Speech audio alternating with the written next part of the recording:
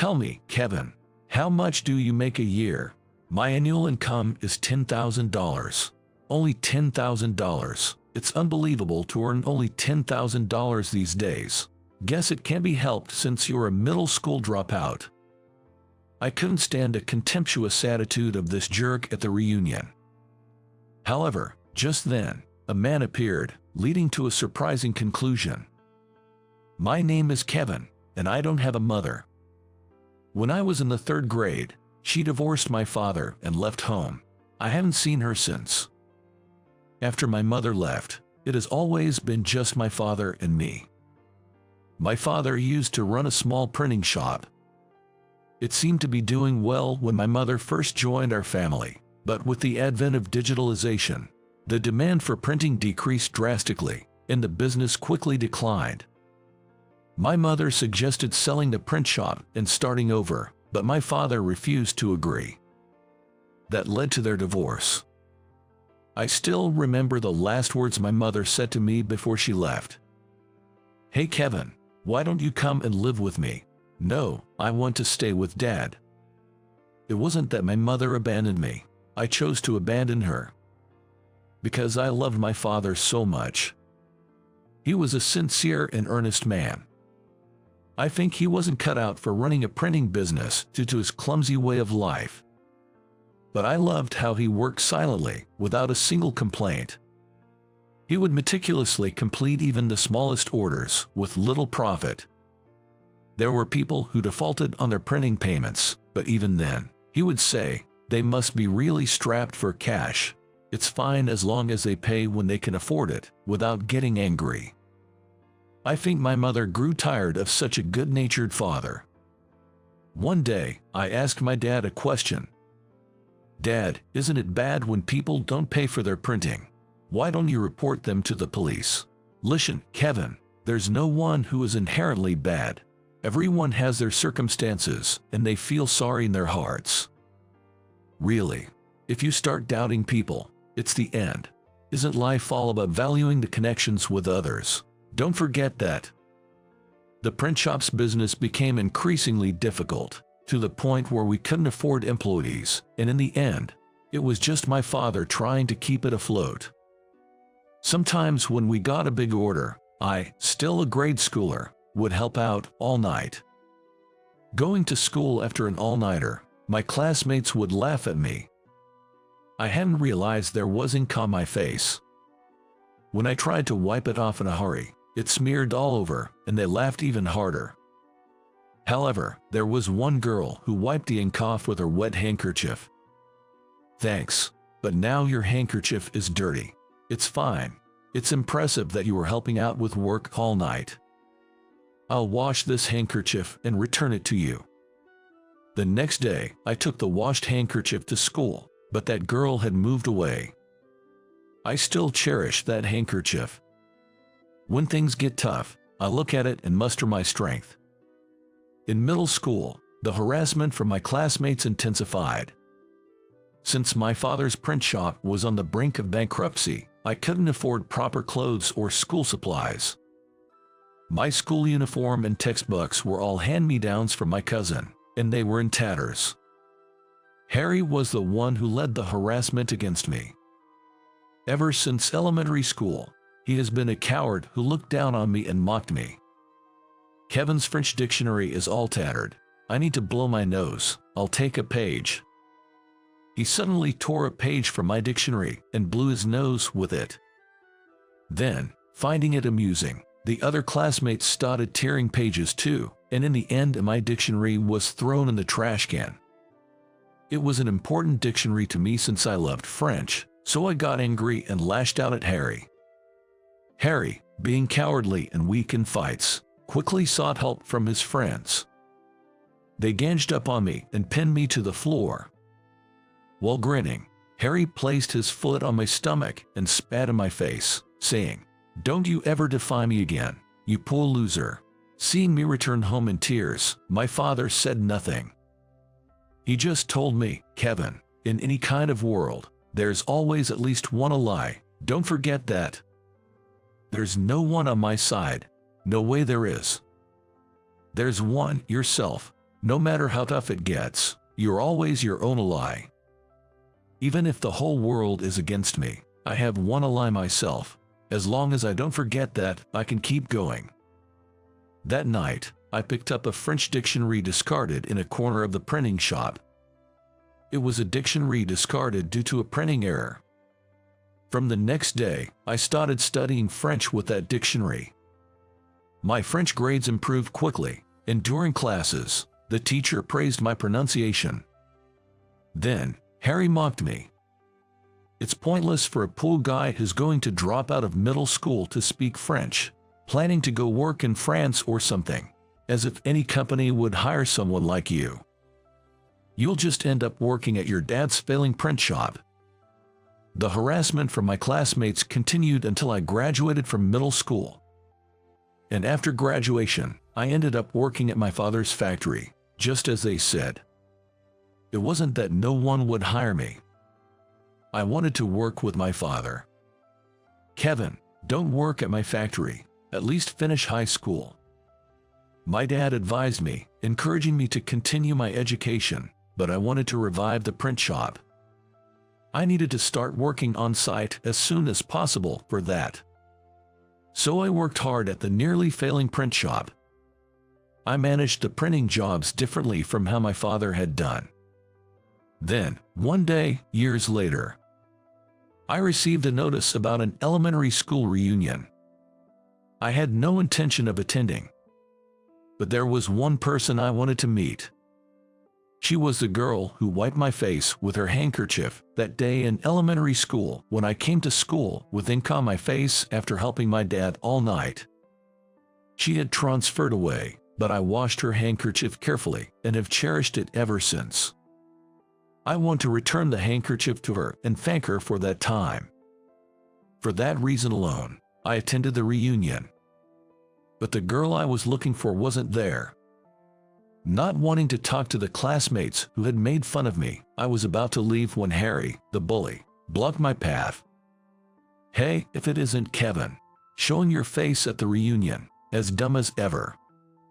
Noticing me, my classmates gathered around and started to harass me like before.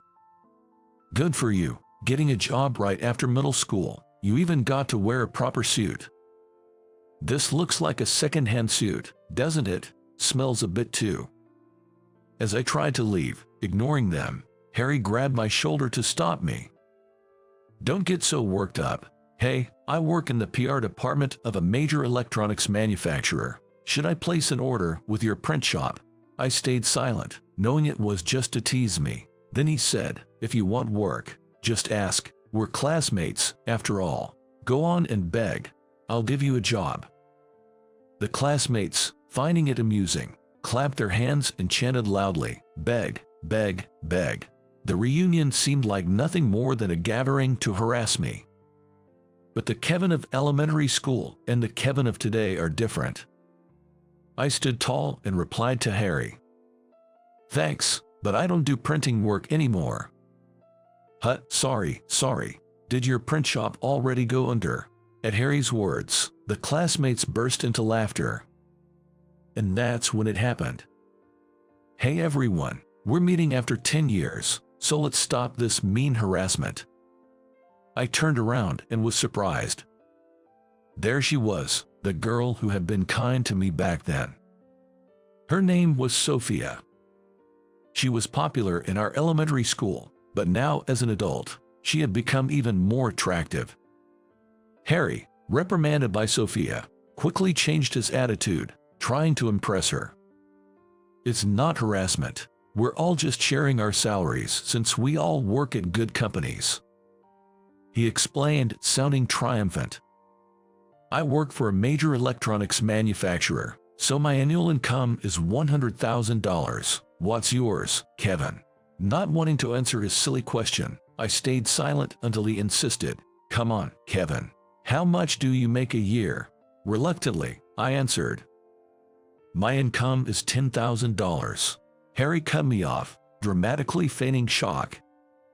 Only $10,000. It's unbelievable to earn only $10,000 these days. Well, I guess it's expected for a middle school dropout. I can lend you some money if you need it." Seeing my trolled face, Sophia intervened. "Salary doesn't matter. We're here for a reunion, so let's enjoy ourselves." Just then, a man in a uniform and cap entered the room and called my name. "Kevin, is the President Kevin here?" All my classmates turned to look at the man. He was my personal chauffeur. When he found me, he said, "President Harrison, please return to the headquarters immediately. A delegation from New York has arrived." "Understood. Let's go." Harry, dumbfounded, confronted my chauffeur. "Kevin is a president, a delegation from New York. Stop joking. A middle school dropout making only $10,000 a year. Excuse me, but President Harrison's annual income is not $10,000, but $10 million. The chauffeur corrected. "Wait, $10 million. It easily surpasses $10 million a year." As I got into the luxury car waiting outside, Harry's screams could be heard from the building's windows. "I can't believe it. That's a luxury Mercedes." I then headed back to the headquarters. I later heard that Harry collapsed on the spot after seeing the luxury Mercedes. He was shocked to find out through his cell phone that my printing company had expanded overseas with specialized printing technology. At the after-party, he drank excessively and made a scene, causing his classmates to lose patience with him. I thought it was his just desserts, but I didn't scorn him. I felt pity for such a pitiable person. Later, I heard that Harry was fired from the major electronics manufacturer. The reasons were unclear, but probably due to some underhanded tactics he employed. My proficiency in French allowed me to gather foreign ID information diligently, which I used to develop a unique printing technology. It quickly became popular, attracting numerous orders from abroad. Within half a year, I turned around the almost bankrupt print shop, and now we even have a separate headquarters building apart from the factory. I'm the president, but the chairman is my father. He's the real hero for keeping the print shop going. A few days later, I met Sophia again and was able to return the cherished handkerchief. "Thank you for keeping it so carefully all this time. This handkerchief supported me. My dad said we always have one ally in this world ourselves, but I had another ally, this handkerchief." Sophia smiled happily and made a proposal. "Actually, I also came from a poor background and dropped out of high school, but I worked hard and started my own company. Would you like to collaborate on developing a new product?" Sophia had started a home renovation company. She wondered if my company's printing technology could be used on a new wallpaper material she had developed. "Sure, I'll help. Let's explore new possibilities together." "Thank you, let's work hard together." Sophia and I, having hit it off well, exchanged ideas daily, and after much trial and error, finally completed a new kind of wallpaper. Thus, our joint venture progressed smoothly, and Sophia and I began dating in our personal lives as well. Our catchphrase was always the same. Being poor is really the secret to success, isn't it? It's because we're poor that we can strive so hard. I cherish the connection I have with Sophia and plan to continue doing so. Probably, we'll be married in a year. Life is all about valuing connections with others, isn't it? Remembering my father's words, I vowed to keep striving forward. I've always been a quiet person by nature, raised by parents who taught me to be kind to others. As a result, I rarely got angry with people and sometimes even put myself at a disadvantage. Nevertheless, I lived by the principle of doing things for the sake of others. My friends would sometimes scold me, saying you should express your emotions more, but I loved seeing people smile and always prioritized others over myself. After graduating from college, I joined a reasonably large advertising agency. Although I was introverted, I thought a sales position might make me more outgoing. I was genuinely interested in sales, so I asked to be assigned to the sales department. For the first 2 to 3 years, I was stationed at a branch office, a little distance from the headquarters. My boss at the time, the branch manager named James, was very caring. He didn't get angry at subordinates' mistakes. Instead, he emphasized learning from them. Whenever I made a mistake, he would help me think it through and encourage me, making my job feel fulfilling. James was greatly respected not just by the staff but also by the CEO and clients. Under his leadership, I believe the company's sales were quite good. However, in my second year, James was transferred to the headquarters and George took over as my new boss. George was from the headquarters, and frankly, I had never heard anything positive about him. He was known for being lazy, kind only to young women, and arrogant towards married employees, those with children, and younger male staff. Many had left because of him. He was always obsequious to the CEO and those who benefited him. Rumors were that, despite his incompetence, he was good at ingratiating himself. When it was announced that such an infamous person like George would come to our branch, some female staff members even said I'd quit if he came. Faced with his imminent arrival, I was filled with anxiety about what lay ahead. As usual, I arrived at work 15 minutes before the start of my shift. Since joining the company, I had made it a routine to clean the office in the morning. That day, as I opened the door to start cleaning, I was surprised to find someone already there. Nevertheless, I greeted them with a good morning. In response, a loud voice said, "Good morning. Who are you?" I'm Ethan. I stammered. "I'm George from the headquarters. Nice to meet you. Are you always the first one here?" "Yes. Since I joined, I've always come in early to clean before everyone else." I see," George said and then started walking around the room. I continued cleaning without much concern. Soon, other employees began arriving, each greeting George, until it was time for our first meeting of the day. George opened the meeting by saying, "I'm George from the headquarters. Let's make sure sales don't drop under my watch. I'll be strict with employees whose sales are poor." Hearing this, I felt a jolt of anxiety. Despite being in my second year, my performance was so poor that even new employees were outperforming me. I wonder if I'm not suited for sales, I thought, feeling troubled by George's words. Then George ordered, "Those whose names I call, come to the front." As expected, my name was among them. For the next 30 minutes, he lectured each of us standing at the front. When it was my turn, George pointed at the sales performance board and said, "I see you clean every morning. It would be great if that made you good at your job.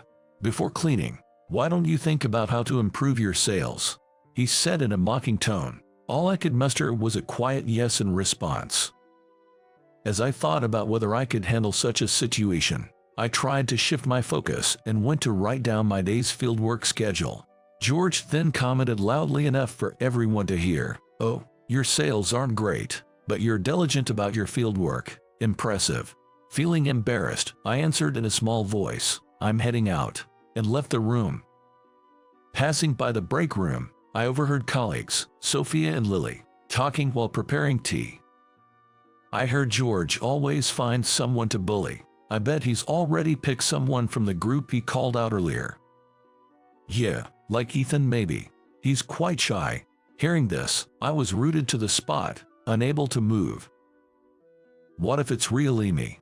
I'm the only one in my second year among those he called out today. These thoughts raced through my mind, leaving me frozen in place. Then Sophia, coming out of the break room, noticed me. "Oh, Ethan, were you here? Sorry, did you overhear us?" she asked, looking flustered. "No, it's okay. It's true my performance isn't great, but we see how hard you're working, Ethan. Customers even say, Ethan is a thoughtful and good salesman. So, keep it up. We're all supporting you," Lily said, offering me a piece of candy. Seeing them leave, I thought to myself, even if I become George's new target, it shouldn't matter if I improve my performance. Everyone has their highs and lows. I won't let this get me down. I'll make great proposals for my clients. With renewed determination, I headed out for my sales appointments. After that, I worked tirelessly to improve my performance. My sales gradually improved, but they were still far behind my peers. George would scold me daily and even blame me for his own mistakes, saying, "It's because of Ethan's poor performance that my job is affected." Additionally, when a female employee asked to leave early because her child was sick, George made her cry by saying, "This is why I have issues with employees who have children. Well, the company will run without you. All right, go home and take care of your child." On the other hand, when a young female new employee seemed unwell, he said, "I'd be sad to send you home because you bring so much brightness. But you're an important staff member. Go home and come back when you're feeling better." She left, looking guilty. From then on, even when coming to work, she seemed to worry about other staff's eye and gradually lost her energy. Day by day, the atmosphere in the office worsened, and eventually, several employees resigned. Yet George insisted it wasn't his fault, saying, "They just didn't have the guts." He bad-mouthed them in front of everyone and refused to change his ways. One day, President John, who was CEO, came to the branch with a man in his 50s named Steve. "This is Steve, who will be joining us from today. George, I'm entrusting you with his training. You know, he's a valuable asset for us," he said. Steve looked a bit chubby, with thinning hair and a slightly stooped posture. He seemed somewhat down on his luck. In front of President John, George was in high spirits, saying, "Leave it to me, President John. I'll turn him into a top-notch salesman in no time." "Good, George. Sales at this branch have been a bit down lately, so I'm counting on you," President John said, leaving George looking tense. After President John left, George's attitude changed drastically. "Hey, Ethan, come here," he yelled, and I rushed to him. "Ethan, you're going to be his trainer." "But just now, President John said you would be the trainer," I responded in surprise. "What, you trying to give me orders? I'm swamped with other work. Besides, how can this old guy be of any use?" George said, kicking a chair over. His yelling and actions frightened some of the female staff, and as I stood there hesitantly, Steve picked up the chair and spoke gently. "Hi, I'm Steve. It's a pleasure to meet you. I'm excited to work with you all." Saying that, he greeted everyone cheerfully. "This is something for you. I hope you guys like it," he said, handing out cream puffs from a popular store to everyone, lightening the mood. Steve then sat next to me and said sincerely, "Thank you, Ethan, for taking on the role of training me." "No problem, Steve. Sorry that you had to see the office like this on your first day. Well, frankly, I'm not doing well in sales lately, so that makes George kind of frustrated," I said. "No, I can tell you're doing your best just by looking at your desk. Let's work hard together," Steve replied, looking at the piles of company documents and sales materials on my desk. "Seeing all this shows you're really thinking about your clients. I may not be one to say, but you're a good salesman, Ethan," he said with a kind smile, reigniting the spark of hope in me. I spent the day giving Steve the tour of the office and explaining the work. We had lunch together at a nearby diner. "If you don't mind me asking, why did you decide to change your job now?" I asked. "My previous company went bankrupt, and when I saw this company was hiring, I applied. I wondered a bit if they were even hiring for mid-career positions." "I see. Thank you for sharing. I'll do my best to help you get accustomed to the work quickly. It's kind of you, Ethan. I'm glad to have you as my trainer." Steve's words made me happy. Afterward, I taught Steve as much as I could about sales and even how to make phone calls. Balancing my own sales responsibilities with training him wasn't easy. Still, I didn't want Steve to feel uncomfortable, so I spent as much time as possible with him, providing support. A week later, George called Steve and me. "You know what? I've got a great idea." A bad feeling washed over me as he continued. "Ethan and Steve, If you don't raise 100K in sales by this time next year, you're both fired. How about that for a challenge? I got speechless at this absurd demand. What? That's unreasonable, I managed to say. George, relentless, added, after all, Ethan, your performance hasn't improved, right? You must be feeling your limits. And as for Steve, at his age and starting anew, he must be useless. I'm telling you, I'll give you 1 year. I'm generous, don't you think? Huh? He said loudly. I stood there, unable to respond, when Steve surprisingly said, understood. 100K, right? Steve, what are you saying? Raising 100K in sales is impossible, I said in a panic. Ethan, we can do it if we work together, Steve said confidently. Hearing our conversation, George laughed loudly and left, saying, good luck, I'll be looking forward to it. Other employees then came up to us. Are you guys okay? If there's anything we can help you guys with, just let us know. We couldn't say anything because we were afraid of George, but we're on your side. I felt tears welling up. Ethan, it's too early to cry. Let's shed tears of joy this time next year, Steve said, gripping my hand firmly. Inspired by Steve's firm handshake, I felt a switch flip inside me, and from the next day, we both focused on developing new business. I hustled to set up appointments with companies I had identified and pitched relentlessly. While I struggled to secure orders, Steve, surprisingly, was closing contracts one after another. He said this was his first time in sales. How is he securing so many contracts? Curious, I joined Steve on several sales visits. There, I saw him quickly identifying issues and improvement areas, explaining the benefits of our proposals clearly and persuasively, even to initially hesitant clients. He effortlessly won over difficult clients, warming up the atmosphere by the end of the meetings. Amazed, I asked, I thought you said this was your first time in sales. How do you so easily win over clients? Let me think. Steve pondered, then replied with a smile. Well, I just do what you do, think carefully about the client and listen attentively. I believed I had been considering the client's needs and my proposals. But if they said no, I would sometimes push hard, but I wasn't fully listening to the clients or understanding their issues almost all time. In my haste and lack of calm, I realized. Steve reassured me with a pat on the back. I'm sure you definitely can achieve your goal, Ethan. Encouraged by Steve, I started to revise my approach, using his techniques and thinking objectively from the client's perspective.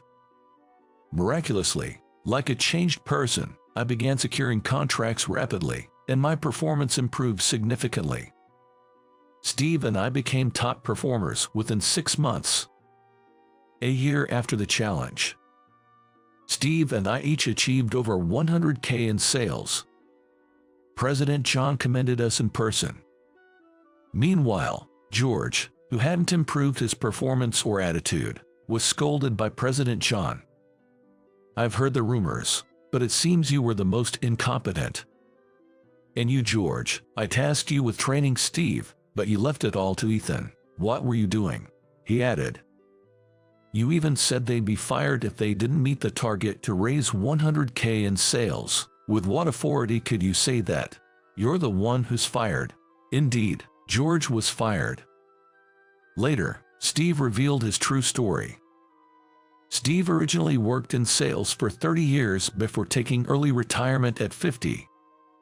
After retiring, he worked as a consultant in his own business. However, he was approached by President John, an acquaintance and the CEO, who asked for his help in turning around the branch. It's okay even if it's just for a year. Could you join as a salesperson? President John pleaded, and Steve agreed. He was also tasked with monitoring the actions of George, whose behavior had become problematic at headquarters. Steve later apologized, saying, I lied about the company going bankrupt, about being hired mid-career, and about being new to sales. I feel terrible about it. I'm truly sorry. I reassured him, please don't worry about it. Thanks to you, my performance improved, and I rediscovered the joy and importance of sales. I'm truly grateful to you. After a year, Steve truly left the workplace and now serves as a consultant for both the headquarters and the branch. He frequently visits the offices, bringing delicious snacks and lending an ear to the employees' concerns, earning their trust and reliance. Since then, I've maintained top sales performance and was even offered a transfer to headquarters, but I chose to stay at the branch with the colleagues who helped me during tough times. Now, I'm in charge of training new employees. I strive to ensure they enjoy their work, never forgetting the basics. Steve and I have become drinking buddies, and though we are joked about being friends with a big age gap, he is my savior and my friend. I'll cherish this bond, committed to advancing in my work.